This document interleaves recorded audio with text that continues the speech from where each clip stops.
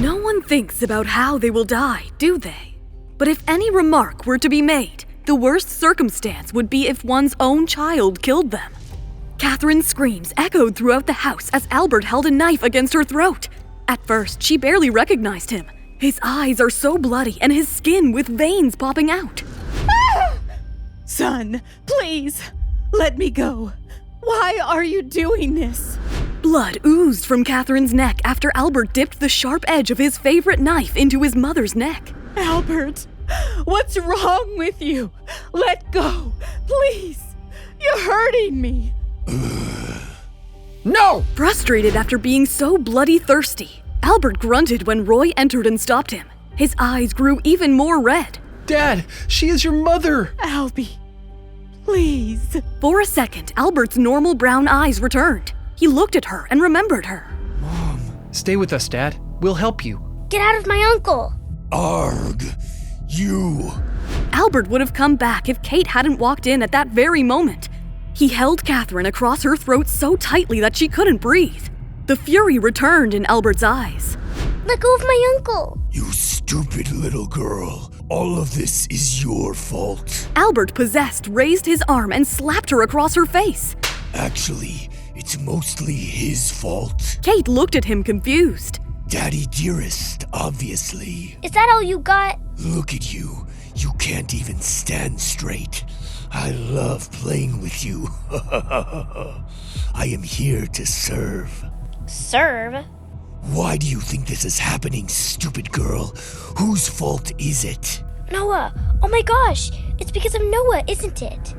Now, what do you think is the truth? For now, the only truth that matters is that I'm going to defeat you. The ghost knew that it's going to be as easy as breathing to beat Kate, and yet Kate stood with her shoulders apart, full of confidence. Bring it on, loser. Albert punched her again and again and again. While Kate was taking the hits, Roy was pouring salt on all the exits of the room, ensuring that the ghost can't leave this room. You thought you could beat me? Moron. Albert laughed at Kate, who had fallen on the floor, and walked right through the door. Ah! The salt tortured the ghost's spirit. A million cuts appeared on Albert's body, and the ghost flew itself out of Albert's body immediately. Dad! I'm so sorry, kiddo. It was like I had no control over my body. Are you okay now, Uncle? Oh God, my Kate. I'm so sorry. Look at what I've done to you. I could never forgive myself for hurting you this way. No, Uncle, none of this is your fault. Trust me. I'm going to get us out of this. I promise. But, my dear child, how will you fight these forces? Dad, you have no idea how strong Kate is. She can fight anything. I do have the best partner in crime. Damn right, sis. The real Albert smiled. Both Kate and Roy got lost in their happiness seeing Albert finally free. Unfortunately, they considered celebrating a little too soon. You little monster! How dare you! Granny! Oh no! Mother. I'm not giving up so soon. I know everything about you and your tragic family history, hopping all your life from one family to another. Get out of her! You care about her so much, it's adorable. Guess what? She cares about you too, a lot it seems. But all you do is bring tragedy to those you come close to. Kate was speechless as she wondered the truth of her words. Oh, look, your dear grandmother is bleeding now. The ghost took the knife and made a massive slit on Katherine's arm while smiling wildly. No, do not hurt her. Okay, I won't.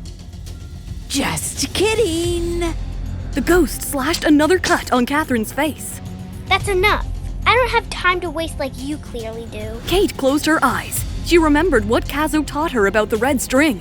She opened her eyes, formed a loop with the red string, and threw it over Katherine. Roy, pull Granny now. Roy approached them and pulled Katherine out of the ghost's possession.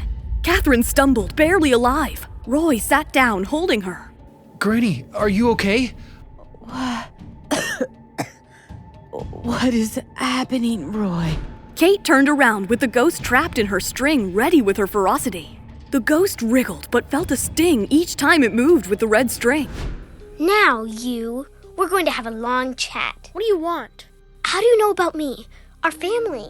I ain't telling you nothing. Kate tugged onto the string, which burnt the ghost's body as if it was made out of fire itself. Ah! Okay. Okay, fine. Stop. Tell me now, how do you know about my family? We all know about you. Who told you? Dany, we were told to hunt you. We work for her. What? Why do you need to work for Dany? She freed us, gave us a way to jump through the realities and realms beyond time. Realities? Realms? Oh my god, is that where Kazo is? Yes, she wants to make him a slave too.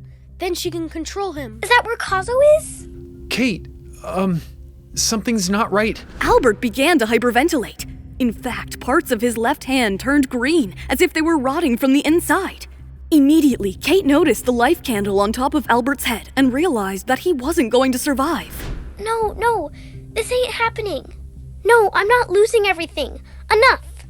You're going to tell me exactly how I can save them. It was me who was possessing them. They can't be saved. No, there's always a loophole. You need to think. If you don't give me an answer, I'll shatter your soul across all the realms. Kate's words echoed in the room along with the fury in them. All right. Tell me now. The way Dany controls us is because she holds the elixir to bring back life. What do you mean? In certain circumstances, if you drink the elixir she possesses, you will be able to restore their humanity. Kate turned towards Roy. She already knew what she was going to do. She enveloped him tightly. Tears streamed down her face. Brother, take care of him. I'll be back before you know it.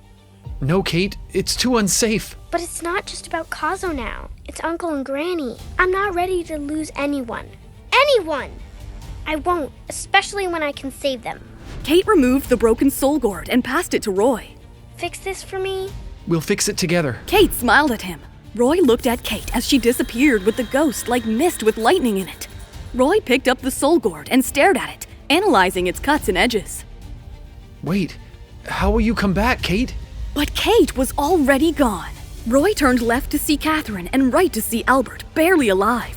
Wondering, even if Kate defeats Dany, how will she return back home to save them? Was the ghost being honest?